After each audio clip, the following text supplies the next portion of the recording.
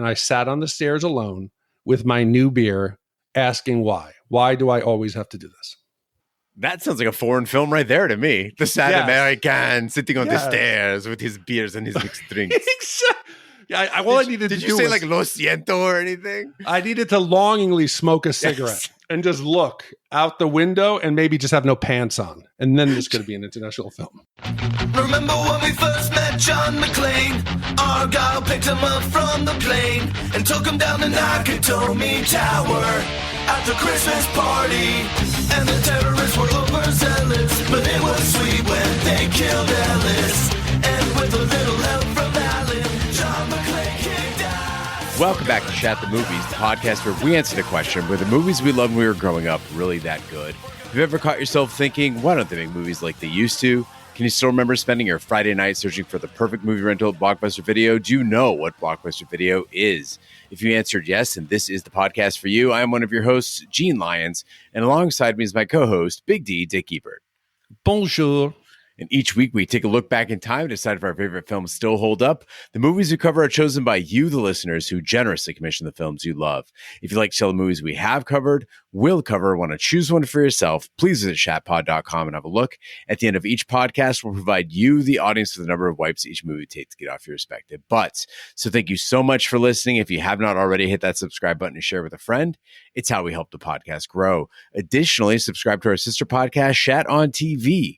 Review TV series such as Westworld, Taboo, American Gods, Game of Thrones, True Detective, Lovecraft Country, and Watchmen. Find all our information and past episodes at shatpod.com/TV. And finally, if you'd like to hang out with us live, you can follow and subscribe to our Twitch channel, shatpod.com/Twitch, and our YouTube channel where we play video games, host watch parties, and edit this podcast live. All that being said, Big D, what movie are we reviewing tonight? Gene, I think tonight's episode will be a controversial one. If you look at our analytics, when it is a popular movie, the numbers are extremely high. And when we get some of these more obscure films, a lot of people complain, but I think it's some of our best reviews. Because the object of this podcast is not only to see, did the movies you love hold up, but how across the board, what movies did you miss that maybe you would have loved when you were back in the day? And some of the films that we've had to go back have been eye-opening to me and some of the ones I enjoy the most. So I hope if you've gotten this far into the podcast and you haven't seen the film, give it a chance. You might enjoy it. And that way, this podcast can be a nice addition to your viewing of a foreign film for one of our great listeners, Simon H., who has a second film coming up in a couple months, Some Kind of Wonderful. And he wrote in with a very different request. He wanted us to go back to 1986 and review the foreign language film, Betty Blue. And Simon wrote in and said, hello, mighty Shatsters. Greetings from Blighty. I'm a relative newbie to the Shat Pod after discovering you over a year ago after a bad experience with a UK copycat pod that was a very shallow experience. I love your enthusiasm and your informed banter. I don't always agree with what you say, Blade Runner, what the fuck? But I do respect your opinions. For me, you are all very distinct characters that each bring a vital ingredient to the discussion. Jean is the Persian hipster assassin with the gift of the razor snark comments. Ash has those darker tastes and her fantastic Texan accent that is so listenable. I never knew y'all could be used in so many sentences. And finally, there is the unstoppable Big D, who I imagine is a man mountain and the Mr. Mainstream movie lover of the team who represents the everyman everywhere. Enough of my blah. Here are my own credentials. I was born and raised in England, and I'm a first-generation Star Wars fan. I saw it in the Odeon, West End, Leicester Square on the 27th of December, 1977, when I was 12 years old. I was a teenager in the 1980s and watched a lot of the films you've discussed at the cinema. My Star Wars experience sparked a burning desire to get a job in the film industry, which I eventually did in 1987 when I joined Fox Video, selling VHS movies to video stores across the south of England. What followed was a 35-year career that led me into film marketing with 20th Century Fox and then Universal Pictures, during which time I worked on many of the films that you've discussed on the pod. My commission is an iconic classic of the 1980s, which I first saw on VHS in 1987 when I was working for Fox. Back then, the Fox sales team would get a box of VHS tapes, which were the movies we'd be selling the next month. As a film fan, I would devour these tapes. One of these films was Betty Blue, starring the incredible Béatrice Dalle and the galaxy Jean-Hugues Anglade.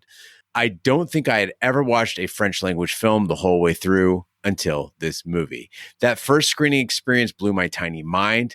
Beatrice and Jean-Hugues were such fresh, authentic talents, and their chemistry on screen was electric. Also, you cannot talk about this film without mentioning Gabriel Yared's haunting score, which he created before the film went into production and which played during filming throughout the shoot. And this film also had an iconic poster which adorned many a 1980s cinephile's wall. I watched Betty Blue again recently, and in my opinion, it is timeless. This film sits proudly on my own personal film tree and is a movie that reminds me so much of my early days in the film industry. If you accept this commission, I would urge you to watch the original theatrical cut and not the longer 3-hour director's cut. Let the Shat banter begin. Kind regards, Simon. So Simon already, I think his credentials, I'm a little bit nervous. He seems like the true professional here. I also got to tell you, Simon, we let you down, buddy. We tried our best. We let ourselves down, really, because both Big D and I, we tried. We looked everywhere. We looked on legal services, illegal services. We looked at pirated stuff. We looked at all the major distributors that we could find Betty Blue on streaming. And yes, you might say maybe you should have gotten it on DVD. We didn't know until it was too late that we were watching the 3-hour version. And so that's the one we'll be reviewing tonight. Yeah, so I even had some false advertisement. I went and I got excited. I saw that the iTunes version claimed to be the 2 hours. So I was like, yes, woo! Went out, legally rented it, supported. You see, because of you, Simon, I had to support the industry. So I went out, rented it. I start watching it, and it is the 3-hour cut. I'm like, Gene, did you watch the 2 or the 3 hour? You're like, no, I think I got the 2 hour. Turns out, no, the 3 hour seems to be the only one you can get. So I don't know if something had happened to the earlier version, but we gave you the extra hour, buddy, Simon. As a return commissioner, we go above and beyond. Betty Blue is a 1986 French erotic psychological drama based on the 1985 novel 37 to le matin by Philippe Jean. The film stars Béatrice Dalle and Jean-Hugues Anglade and was the 8th highest grossing film of 1986 in France. The film received both a BAFTA and Oscar nomination for Best Foreign Language Film in 1986. Now, unlike the cultured Simon who saw this in the 80s, I have a very limited knowledge of French cinema. My impression of French cinema prior to this commission was all the cutesy-wootsy, ooh-woo, circus music stuff from the 90s, right? Okay. The Amélies, the City of Lost Children, right? They're a little silly. They're a little romantic. I had no idea there was this wild, dark level of French film just a decade deeper into the past. And all I can say is thank you, Simon, for making my Delta Airlines flight back from Amsterdam an incredibly awkward one. God, and Simon, you mentioned that I'm like the everyman. Yeah, it's true, I am. But I try not to be like the dumb American. And it happens. And in this film, man, I don't watch a lot of French films. Two of them, when I say most of, I had never watched a French film all the way through like you, but I'd never even seen one before Shat the Movies. You mentioned City of Lost Children, Gene. We reviewed that. I thought it was kind of wild. Tonight's film, it's marketed as a erotic. I don't know that it's very erotic. There's nudity. But I was prepared for anything. And watching this, I have so many questions. And I'm going to come across as the dumb American. And I apologize, but it's from the heart. I have so many questions whether the style of French films is a style choice or the French people really lived this way. Because I found myself asking, is this real French life? Or did they see this as some form of performative French art? And I don't know. And the tough question is, much like the United States has changed since the 80s, right? And the way we depicted life in film has changed. Like, is was this French life in the 80s, right? Because I can tell you, having, recently been to France, it does not seem like this. Now, granted, I wasn't in a seaside shack, but I was in Paris. I traveled around. I met people. I went in the neighborhoods, went to the bars, hung out hung out in the nightclubs. And this was not life the way I saw it. But maybe in other parts of France or in other walks of life, this is still la vivre. Yeah, and I just want to share one more international mishap that I had recently with everyone. I try not to be the loud American when I travel internationally. Jean, you'd recently traveled, so I try to stay a little quieter, a little more reserved. We went to see Taylor Swift in Madrid, in Santiago Bernabéu Stadium. Jean, it's where Real Madrid plays. It's beautiful.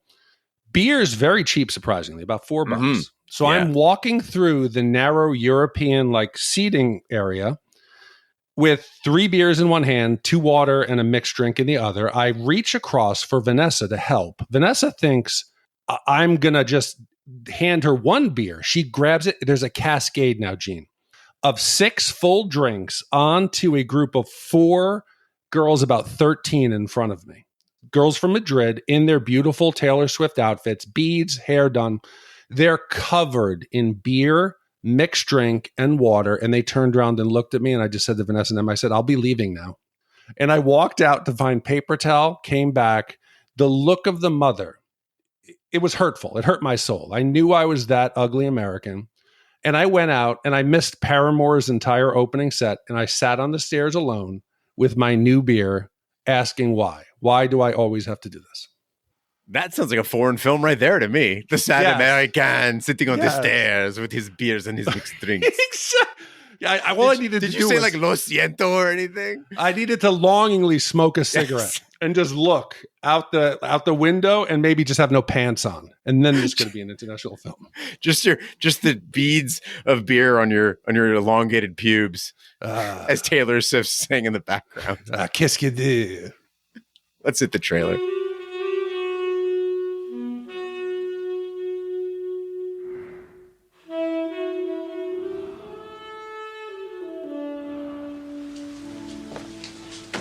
Ça faisait 1 semaine que j'avais rencontré Betty. On baisait toutes les nuits. Ils avaient annoncé les orages pour le soir.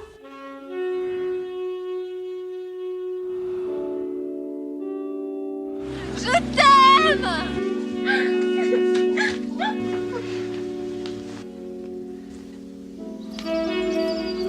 Tout ça, c'est pour toi. Tout. Tournez à votre torchon! Foutez le camp! Betty!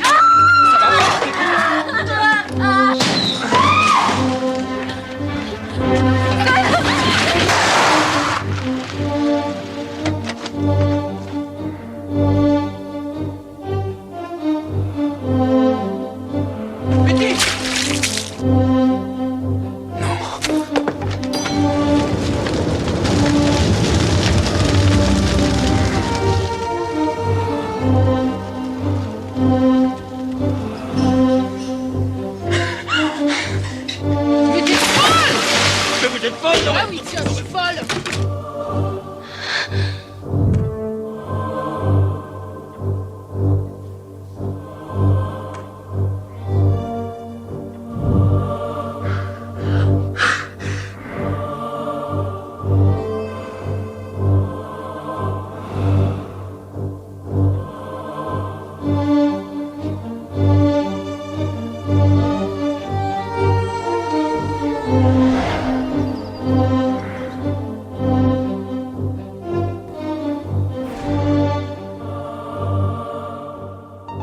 Zorg, an aspiring writer, makes a living as a handyman in the seaside resort of Glisson.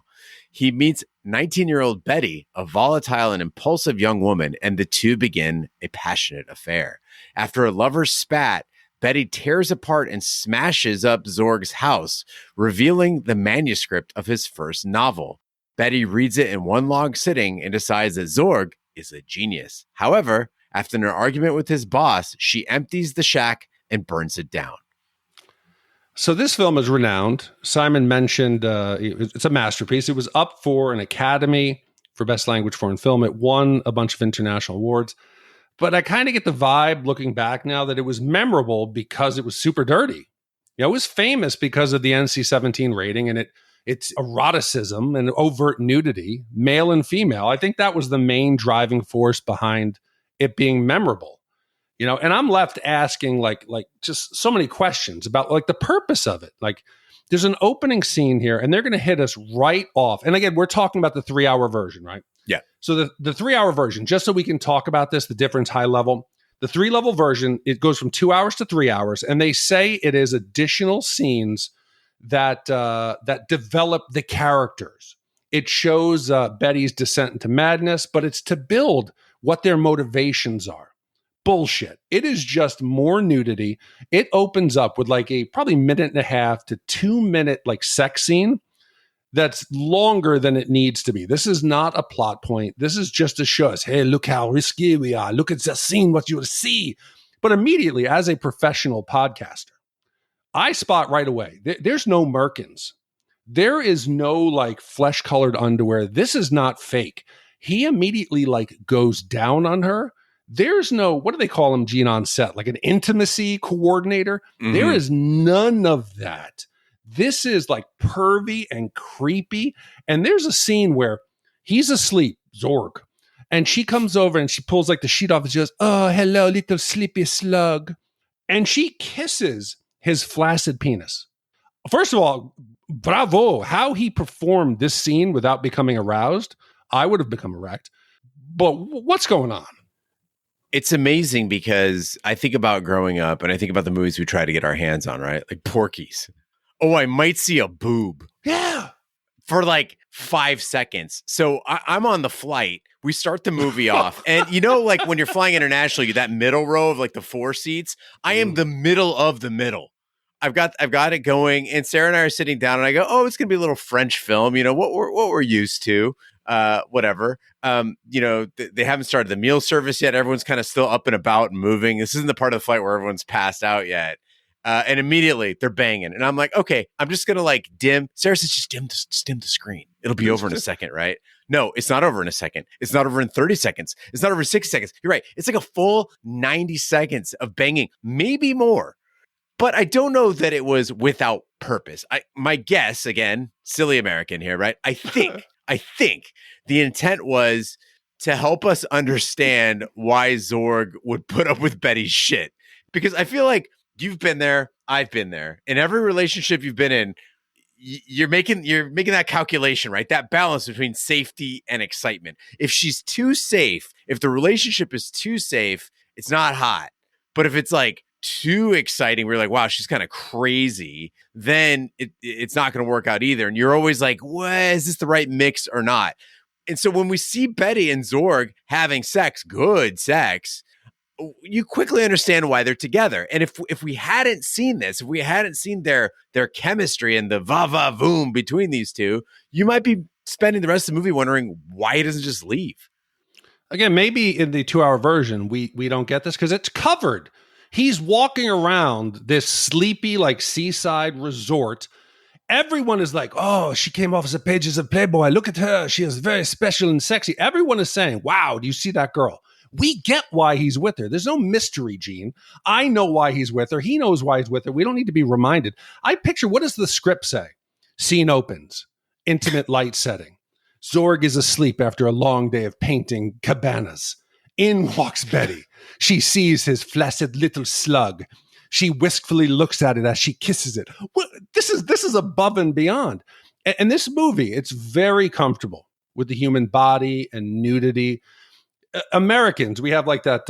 What was it? What was the movie with the girl in the Catskills? The dancing. What was it? The dance. Dancer in the Dark? No, the dancing.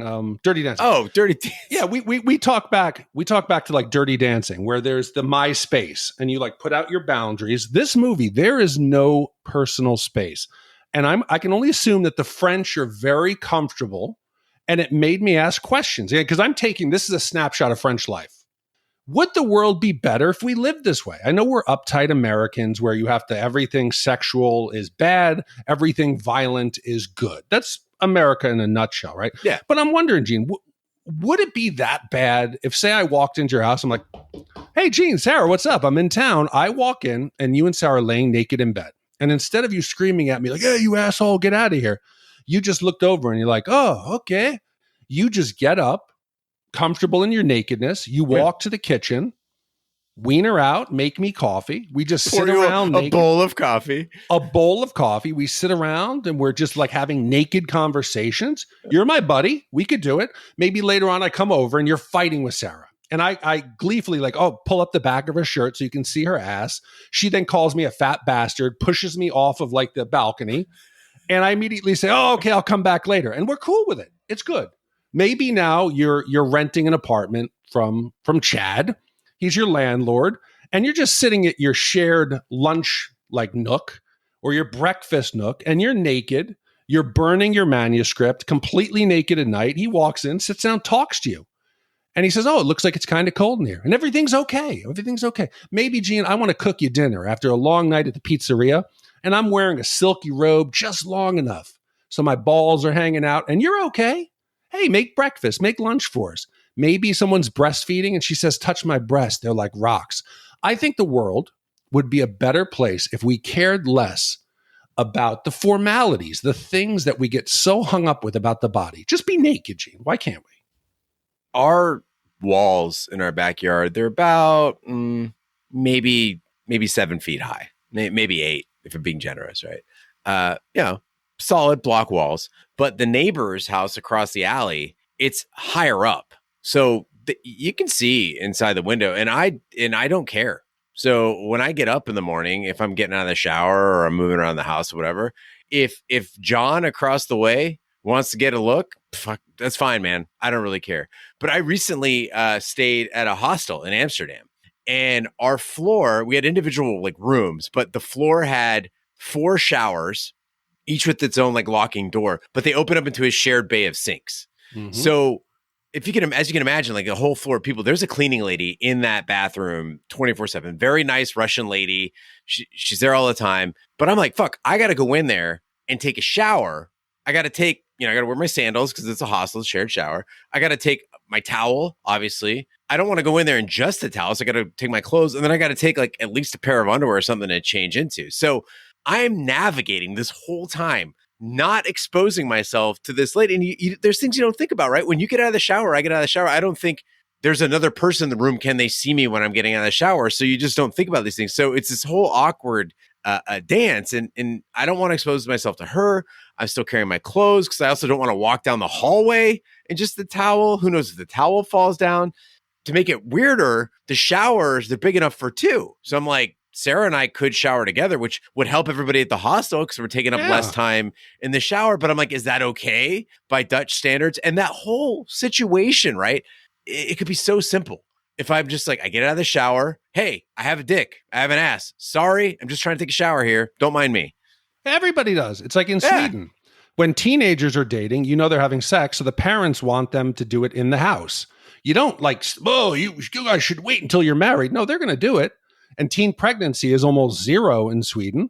So why, if we were more comfortable here, the idea, Gene, yes, of you walking around naked is a bit creepy because we're so tight, but it's a beautiful thing. It's empowering to just go out, present yourself. You're there. Who cares? Just do it. Also, not to spend too much time on the pubes thing. But again, if you got a good, healthy bush of pubes going there, it gives you a lot of cover. A lot of cover. Yeah. Yeah. A dick is a lot less like threatening with a big mound of pubes, and a vagina. I mean, a labia is basically, you don't see it at all. It looks like a Muppet. It looks like they're friendly. It's a lot of curly hair. It's like, it looks like a Muppet with like a longer nose. It looks like Gonzo. Who doesn't want to see Gonzo in the morning? But clearly we've established here, Big D, that we know we're looking at something different. I'm not talking about the Muppet. I'm not talking about Muppet genitalia. I'm talking about this movie. It looks different than what we're used to. People are acting strangely. We're seeing things that we don't normally see in film. And Betty Blue does take a really distinct approach to film. I knew I was seeing something different, but I couldn't figure out what it was. And so, of course, I had to take a page out of the Big D playbook and educate myself, right? Do a little bit of research on what it is that we're actually seeing here. And I discovered cinema de look, right? This movement. Basically, if you go back to World War II, as we love to do, the French came out of World War II with the new wave of film, right? Low budget, documentary like films, a lot of talking, a lot of camera moving around like it's handheld, right? And they did that for a while, and then, like film normally does, the pendulum swung the other way, and the script became less important. The audience had to do less thinking. They wanted to just make it easier on the audience, and they want to make the whole thing a spectacle, right? Like a thing you can't look away from, a thing that is more like wow than what, right? Big colors, tits, dongs. Everybody's very spastic. I mean, I'm sure you noticed this movie, the energy level on these people. I'm like, are the French just fucking super, super hyper? Like, I don't know. And then, of course, you make your stars young and angsty. And so I started thinking, I was like, fuck, okay, if that's the case, if this is supposed to be asking very little of me and it's just a spectacle, would I understand, and this is me independently thinking, this is not anything I read, right? Would I understand this movie without dialogue? And if I wasn't paying constant attention? Absolutely. I could watch this movie and not know, it could be all in French and I couldn't know what they were talking about. I would still know what's going on. Yeah, you would. Yeah. Yeah. Yeah, and that description of like the type of film, it felt to me almost as if we were watching 3 hours of home movies. It's people going about their lives, doing their normal daily things. Yes, a lot of shocking things happen in it, but it is a lot of mundane tasks. It's people sitting around having normal conversations, making and drinking coffee, drinking beer, drinking wine, but it is a bit weird, and I don't know if the dialogue, if this was in English, let's say the translation, I would think this was super pretentious. But I'm wondering if it is just the French or translation, because there's some voiceover in the beginning where Zorg is describing why he thinks Betty is so special. And he says, she was a flower with a psychic antenna and a tinsel heart. And I'm like, do the French people speak like this? Or is this just the French film? I think Zorg's a writer, right? So he's going to, I think speak like that. But no, there were moments though, other than that, where I was like I'll eat chili no matter how hot it is. Okay. Or one of my favorites, when I wanted to caress her ass as long as her bladder holds out. Like, yes. What? But it was great. It was great. It's wild. And then, that Simon mentioned the music, how it was fantastic. I think you're kind of crazy, Simon. This is another French thing. French, they love like circus music, and they love sirens. They like noises. They like random dudes playing the saxophone on a carousel. But if you set this music to anything, Gene, imagine now, like I walk into your house. I'm kind of, I'm naked. I'm like, hey, Jean, how are you? What are y'all doing? Oh, how are you here? And in the background, you hear, oh, Jean, I went to the shop today and I saw this girl named Betty, and oh, I could not believe it. She was kissing my flaccid slug. I love her, Jean. It's wild with this music. It makes it so much more palatable. But then again, Gene, you could do we turn this into like a serial killer where I could be walking around your apartment and you're asleep and we just get a lower version of it where I'm like, Gene, I'm here, Gene. You could use this music for anything. It could be a kid's party. It could be somebody poking their eye out. The fucking French in their songs. Maybe on the other side of the pond, the French are going, what's with circuses and all their French music? Why do they keep stealing our music? We are not all clowns. Not here to be laughed at. Well, Betty and Zorg moved to the outskirts of Paris, where her friend Lisa has a small hotel. Betty types out Zorg's novel and submits it to various publishers. They meet Lisa's new boyfriend, Eddie, and the four drunkenly party together. Betty and Zorg find work in Eddie's pizzeria, but one night Betty stabs a customer with a fork. She begins to have a fit, but Zorg slaps her back to her senses.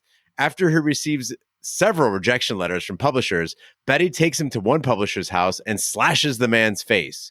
She is arrested, but Zorg bullies the publisher into dropping charges.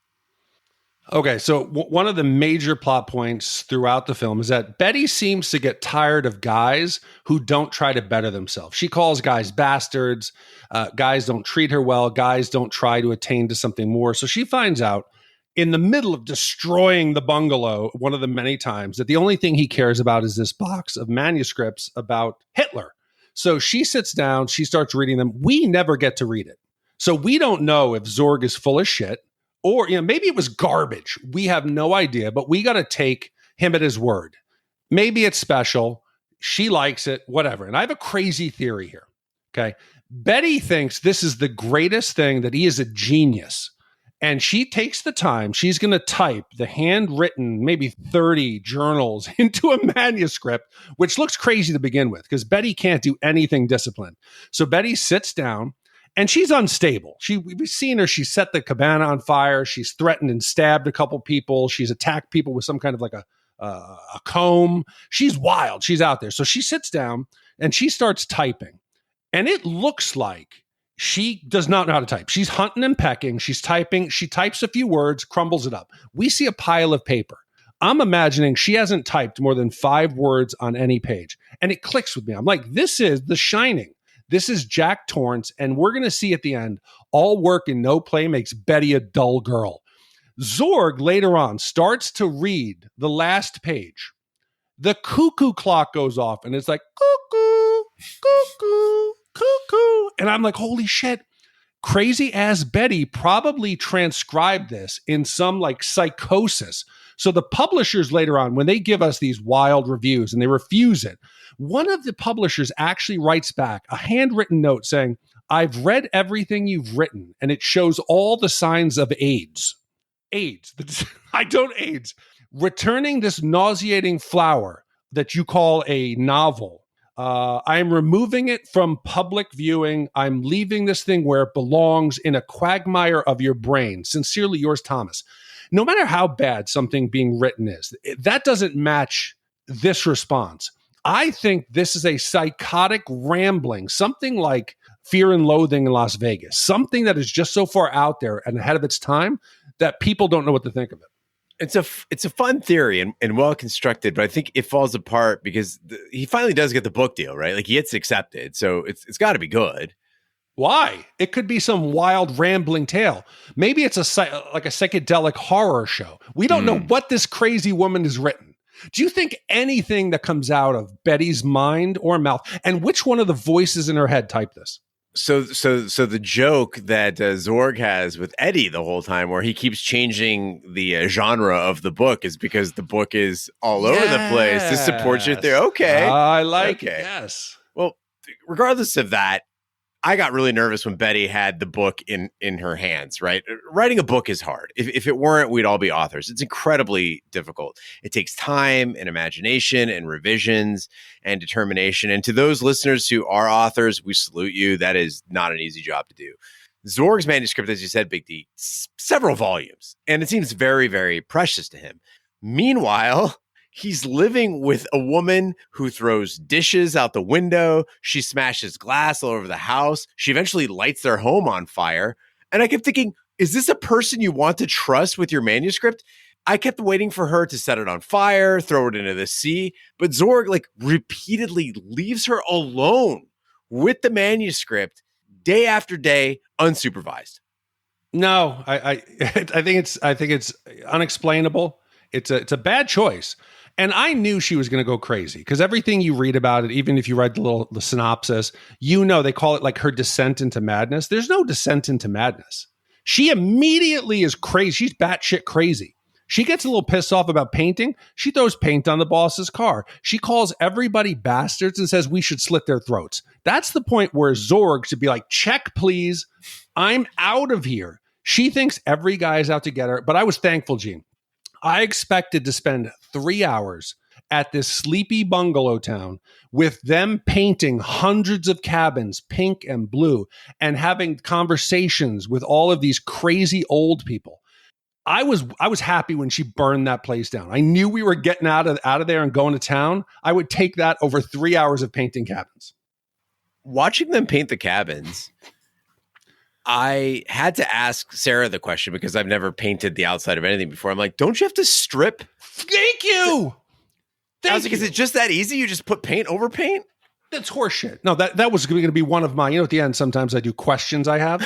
What half-ass paints over crinkling paint? That's a half-ass job. You need to scrape that. You need to prep the surface, at least do a rough scraping, a sanding. That was just a half-ass job, and I was not here for that. That's unacceptable, Gene. And Sarah's correct. It might just be our puritanical American view, though. Maybe you don't need to do that. Maybe you got to get to the gritty underbelly of what paint really is, man. Oh, you cannot remove the undercoat of your life, Gene. Every layer of your life is like the ring on a tree. It creates the big master tree that reaches for the sky in the future. I don't know if we have any French listeners, but we don't anymore. So we get to Paris, and you're right, Big D. This is probably my favorite movement of the film. When we get to Paris, we get to hang out with Lisa and Eddie. And Eddie is fucking cool, man. Yeah. Like, he's got this like 60s, 80s crooner hair. He's got a passion for good food, whether it's like meats or olives. He loves good booze. He loves those silk kimonos, and he is not afraid to show it. Like, he knows what he likes. And this guy seemed genuinely attracted to Lisa, who admittedly was kind of hard to look at, and she knew it. Like, she said so herself. But I'll admit, again, just me being afraid of everything, being afraid of the world, I was very nervous when Eddie first showed up, right? Because he's this slick guy. He's got the nice car. He's got the restaurant. He's getting very drunk around this 19-year-old Betty. And I was like, oh no, this movie's going to take a dark turn. He's going to like fuck Betty or beat up Lisa or end up being like a rapist in the house or something like that. No, instead, Eddie's the shit, man. He gives everybody jobs. He's a party animal. When people get out of line, he's totally understanding and chill about it. He takes everybody to his mom's funeral, gives them a place to live. I love Eddie. Yeah, he looks like a French Richard Belzer. Yeah. Yeah, he's eccentric. He's kind of I was thinking like a Rick Ocasek, but okay. No, he's right. I thought there was going to be a dark like underbelly to what he was doing. That's how he got the car. That's how he came from money. But he never puts them down. He seems genuinely curious about their life. Zorg comes back drunk instead of like being embarrassed for him. He's like, hey, come over. Everybody, let's have I thought it was going to be one giant just like group activity, but they all mind their own lanes. They have fun together. They seem like a good group of friends. And I'm just happy we're in Paris. And it's about time we address the drinking in this movie because there's quite a bit of it. And Betty Blue left me immediately wanting to try two things. One, egg cups, and two, tequila rapido. Okay, so they're eating out of egg cups in this movie. And I first encountered one in real life in Belgium last week. And Big D, I couldn't figure it out. I go downstairs for breakfast, and it's a bed and breakfast, and there's the little cup, and then there's a hard-boiled egg.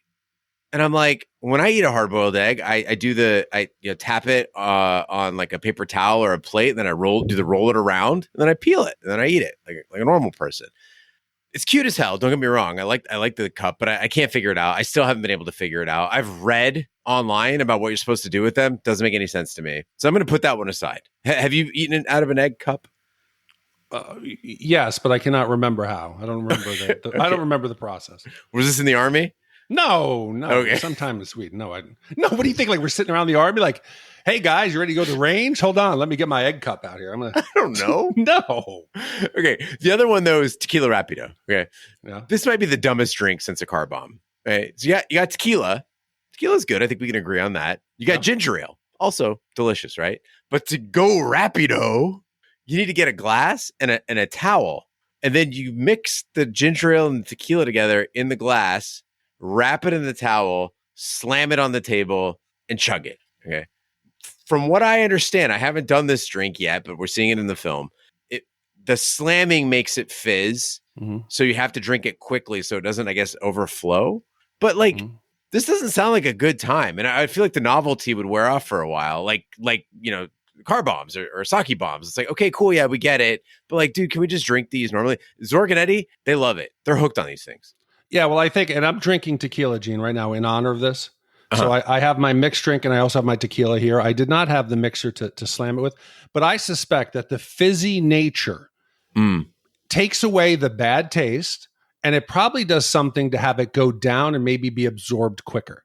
Because generally, if you're like, hey, let's say you were like a salami salesman, Gene, or you were coming to sell olives in a suitcase to me. After the third like tequila shot, you're going to be like, hold on, I shouldn't do anymore. But if I do this whole dog and pony show where I'm covering my magic glass and I'm slamming it and you're drinking it, it makes it like part of like an entertainment. So like everybody would maybe do 2 or 3 of these, where tequila, they'd stop at 1. Okay, I'm with you on that. There's a place in Kalamazoo, Michigan, called the Beer Exchange, and they have like a stock ticker. And every 15 minutes, depending on what people are buying, the price of the beer can go up or down. The less popular beers, the price goes down. The more popular beers, the price goes up, as based on how much purchasing is being done in every 15-minute increment. It's cool. It's very cool. But guess what? I buy a new beer every 15 minutes because I'm like, what? The price just adjusted. I got to get another beer. Gimmicky? Yes. Do I drink more? I'm usually drunk within an hour, like easily, because I'm putting down the 4 drinks real quick. And I hope we do that as well. And here's a toast to Zorg and the crew. Well, Eddie's mother dies, and the friends go to her funeral in the countryside. There, Eddie asks Zorg and Betty if they'll live in the dead woman's house and look after her piano shop. Zorg enjoys the quiet provincial life and makes friends with the grocer Bob, his sex-starved wife Annie, and various offbeat characters. But Betty's violent mood swings are a concern.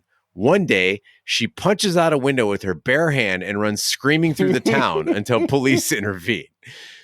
You're laughing, Big D. I felt like such a nerd, such an uptight nerd watching this movie. And I don't mean like, oh, I know way too many facts about hill dwarves kind of nerd. I mean, I'm so suburban, I'm so sheltered, I'm so uncomfortable that I could not tell in this movie when I was supposed to laugh or be afraid or be turned on. There's that scene where Bob's wife, Annie, she runs down the stairs and Zorg is alone, like in the grocery part of their building. And she shoves his head into her crotch and she yells, "Eat my pussy, hurry up." Right? After letting him grope her exposed boob while she's breastfeeding. Is it funny? Is it hot? Is it gross? I don't know what to feel. No, I don't know what was happening either, Gene. When they say like a crazy cast of characters, yes, it's true.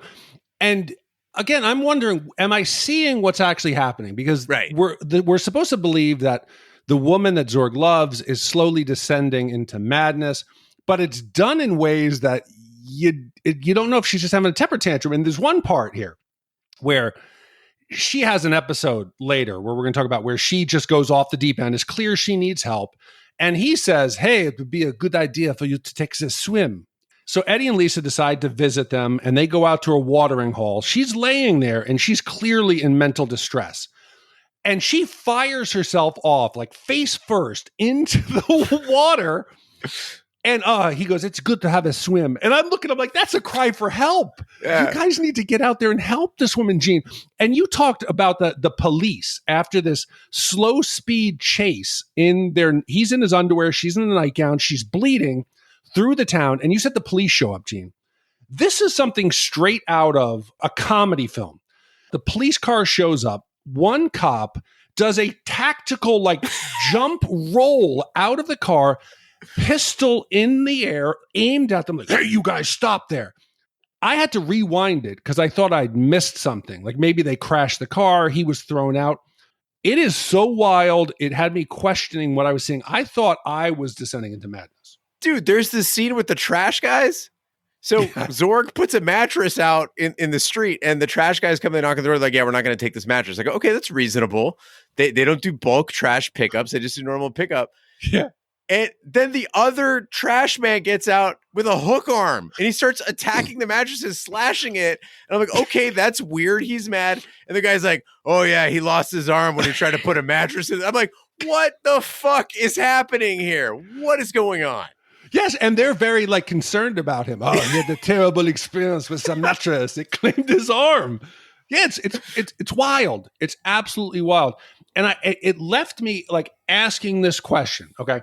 Because whenever a movie has a specific, like let's say it's a topic that requires specific knowledge and time to accumulate, something like being an astronaut or something like the military or anything medical, it has a very specific terminology. You can't fake it. You couldn't have us write a script about what it's like to do brain surgery. We would be like children just screwing it up. It'd be Buckaroo Banzai. Yes.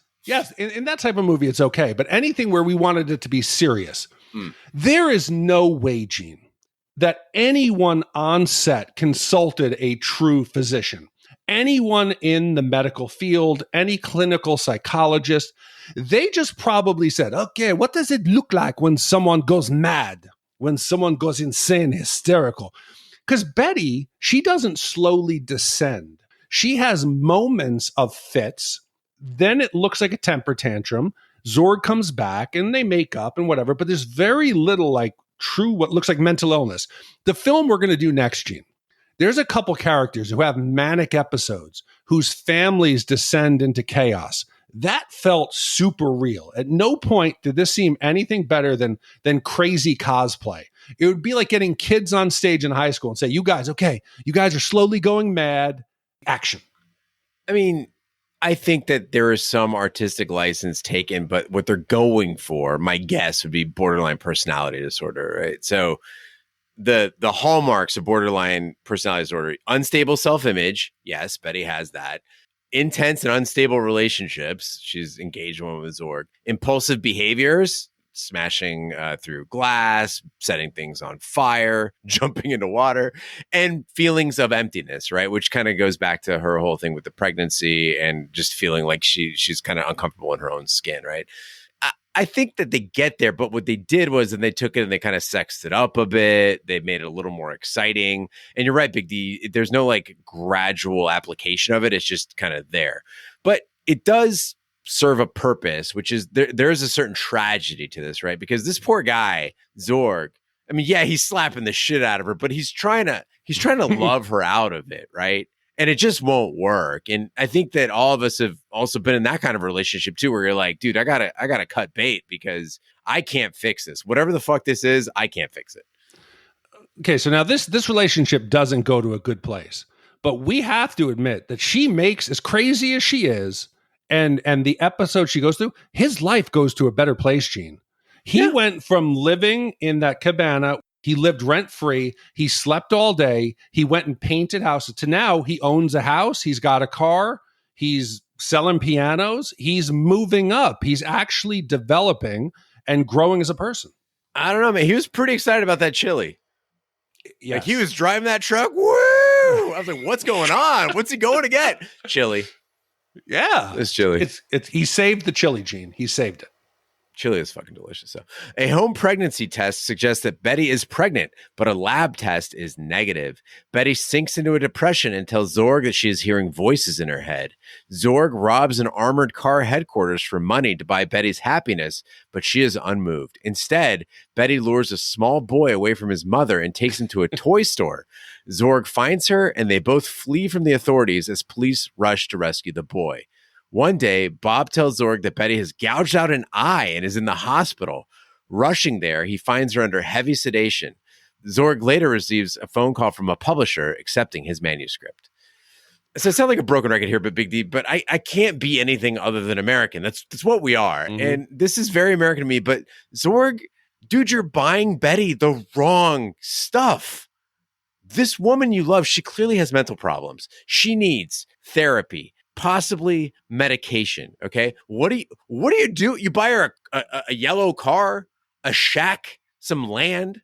Like I kept thinking, I'm like, oh my God, here's my crazy theory, right? Is this like, did he like her crazy?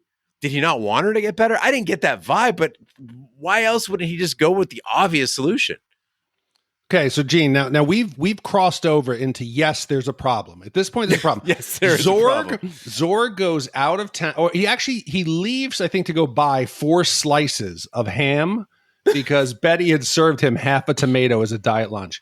And this entire heist where he dresses in drag was not in the original film. Okay, this was only in the director's cut.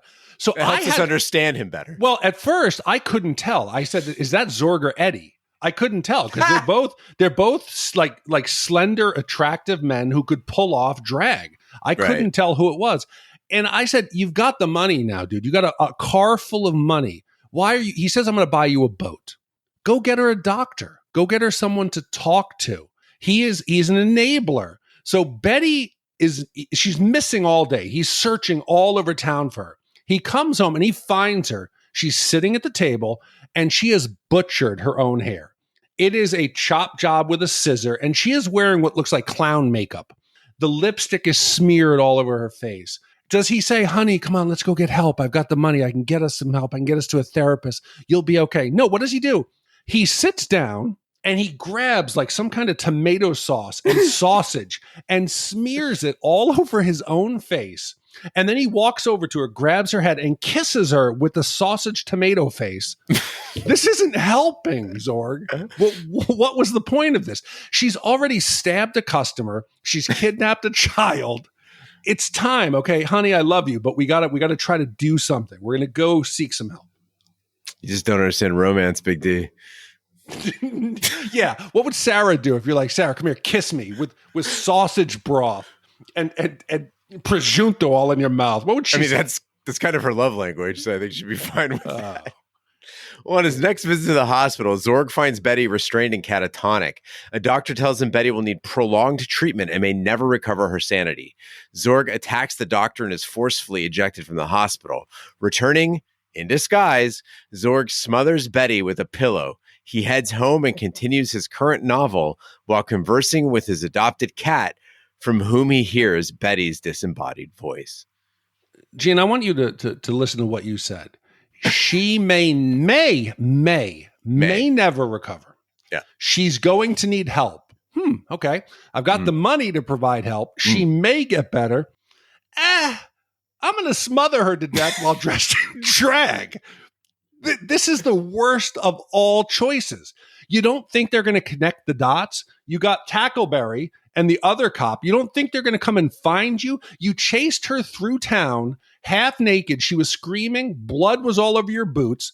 She then was checked in here on some psychotic episode where her eye was conveniently removed.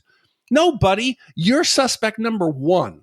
They're going to come and find you. This was the worst of all options. And they're going to put a bookend, Gene, on this movie. After we get this just wild episode where you said he sits down, he starts eating chili, right? We got to go back to nudity. We opened with nudity. Let's bookend it. Does he need to? We hear the bring, bring, bring, bring. Phone rings. He comes in naked, of course. Fine, whatever. We got to do it. You didn't need to be naked. He goes to the dinner table. He's got a hot dog and water, right? He takes the hot dog out now, and he then puts it next to his penis and wiggles it. And they're similar size and girth, and it looks like, hey, look at my wiener as a hot dog. And he wiggles it. He then takes it and drops it back into a bucket. Why? But then I found out, I was asking myself this, without the nude scenes, without the ridiculous repetitive hooking up and the just grabbing boobs and his penis doing like mundane tasks, washing dishes, reading the paper, all the stuff he does naked, what would we be left with, Gene? We would have 90 minutes of Zorg sitting pensively, smoking in a beautifully set shot. Like it was in the kitchen. He's, my life is very dark. Or Betty throwing things on the floor, or them drinking beer. Without that, the nudity made up at least 30% of the plot. I mean, it's tough to say, right? Because if we follow the blueprint that you and I seem to be laying out about like a descent into madness and things going wrong, where there was a group of friends and everything was going really swimmingly for a while, and there was kind of a love affair in there. We're looking at something like Less Than Zero, right? And everyone's seen that. Like, you know, you want something different here, and so I will give the movie credit for being what it wanted to be, right? Cinema du look, mon ami, right? It is a spectacle. It is something to see. It is very, very different. There is, I can tell you this honestly, I haven't seen a movie like this, and I don't think I ever will again. And so in that case, I mean, mission accomplished, right? But yeah, at the same time, like, sorry, Gene. But at the same time, I just had to throw this in there. I apologize. It was at the same time, yeah, if we're hanging out and you're like, hey, do you want to watch Spaceballs for the millionth time? I go, yeah. Hey, do you want to watch Zorg and his hot dog? No, thank you. One time was enough. Fuck, I have a Shat the Movies challenge. All right. You have to get an unsuspecting friend to sit down and watch Betty Blue. Okay? You cannot preface it with anything to do with the bet. Whoever can get that person longer into the film before they walk away. All right. Right? So you can't, like you had to be, hey, King P, come over. I got this movie I want to show you. Yeah. You put it on and you can't be like, hey, stay. Right.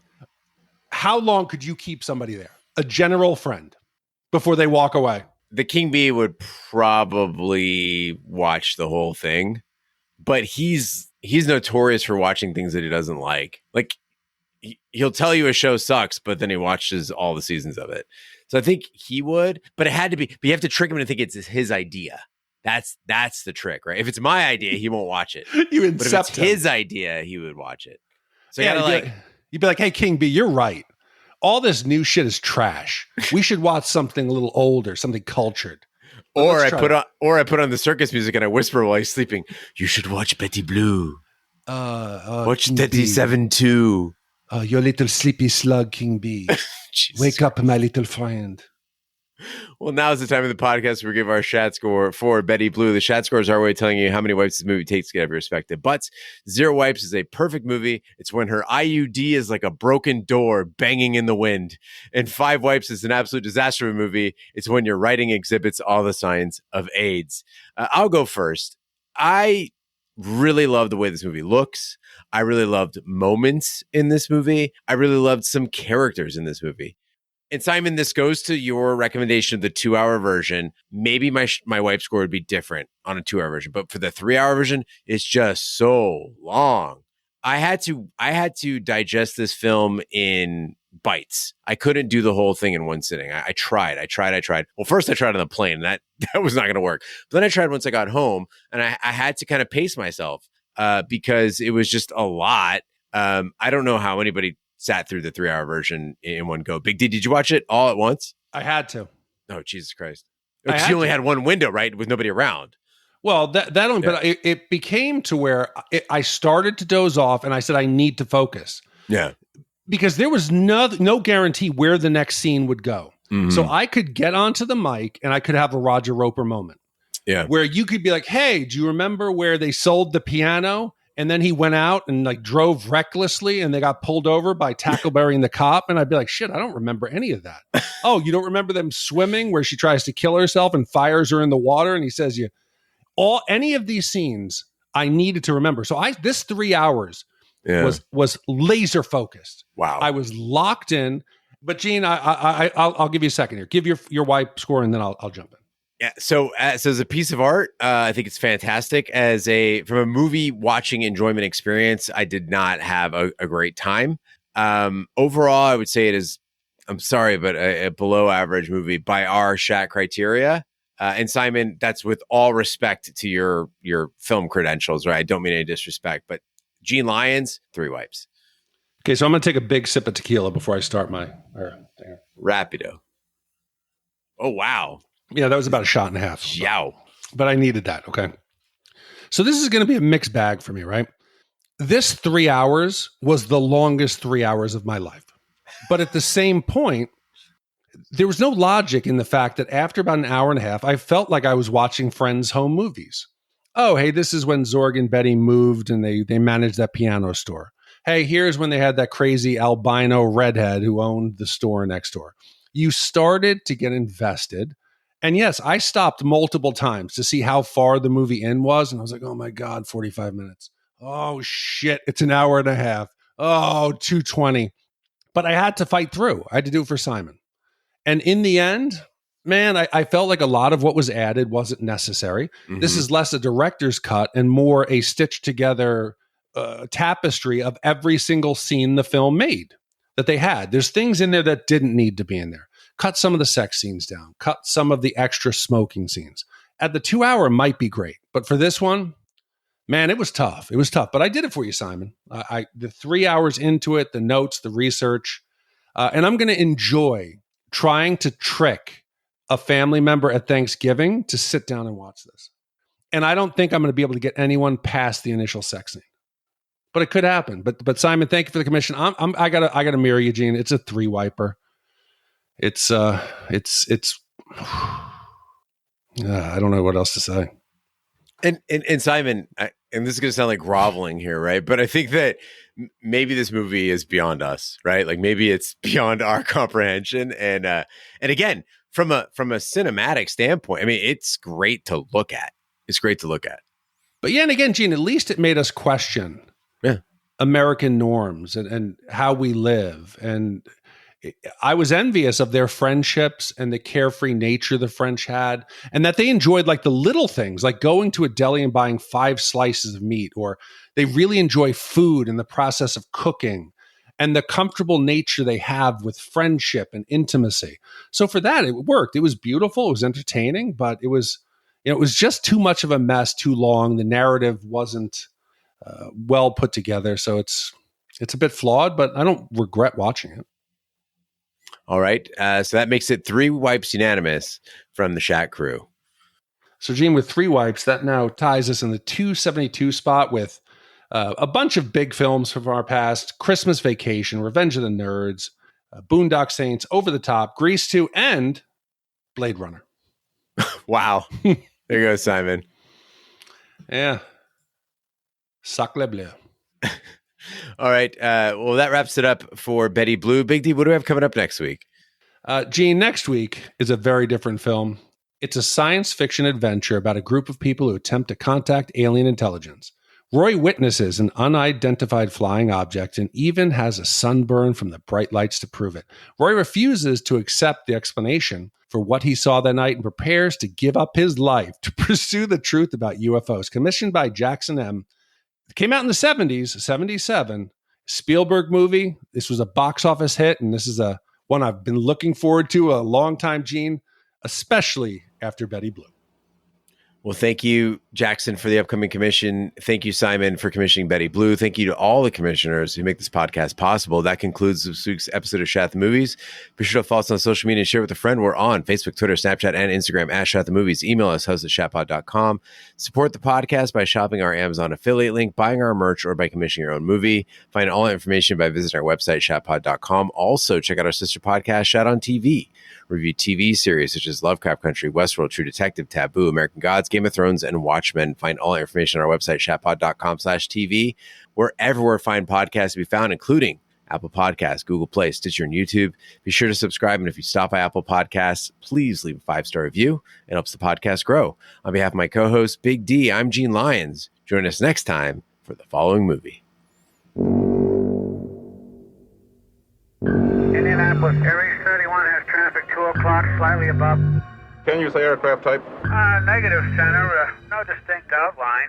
Tell you the truth, the target is rather brilliant. Wait a second. He's heading right for my windshield. The traffic is approaching head on. Ultra bright and really moving. And right by us, right now. That was really close. 31, do you wish to file a report of any kind of it? I wouldn't know what kind of report to file, Center.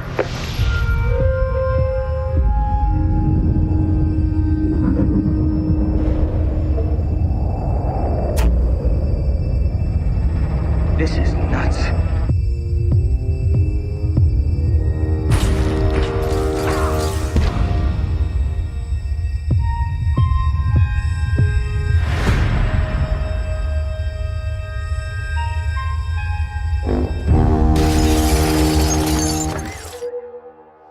What do you want? I just want to know that it's really happening. I recently had a close encounter. A close encounter with something very unusual. Who are you people?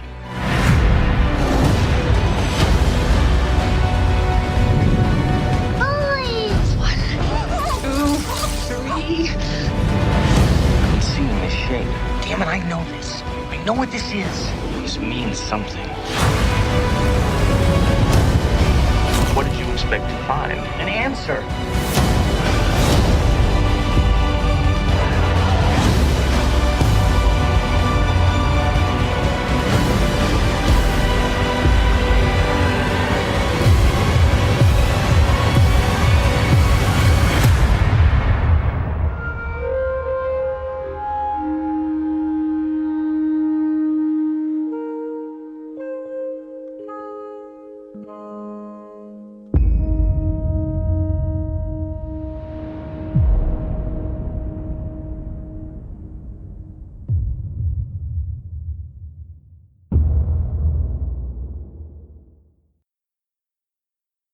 But I'm wondering if it is just the French or translation, because There's some voiceover in the beginning where I'm going to call this guy Zod at some point, but Zorg. Zorg. Okay, this is the villain from Toy Story. Zorg. Okay.